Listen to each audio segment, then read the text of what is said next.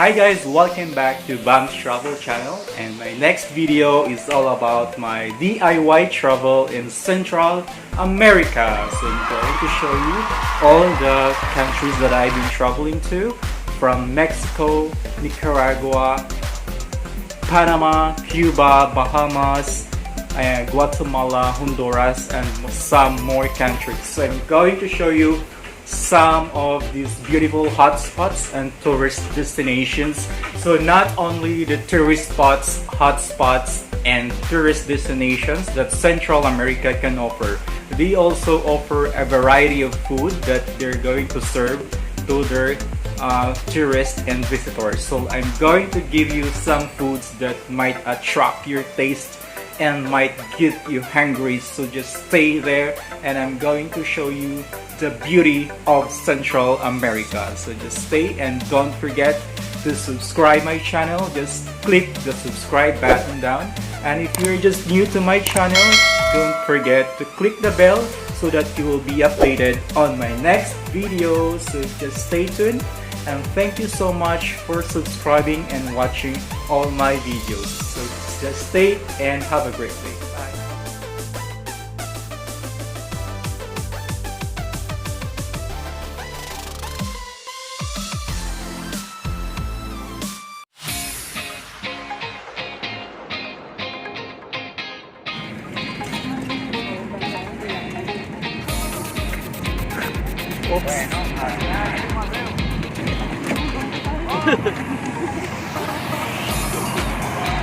Nicaragua. Hindi yata ito yung capital nila eh, no?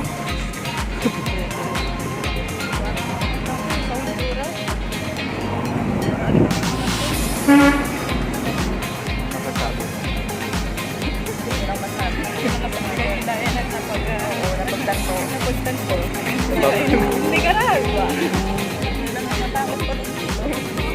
Saan kaya tayo nito? This is food people.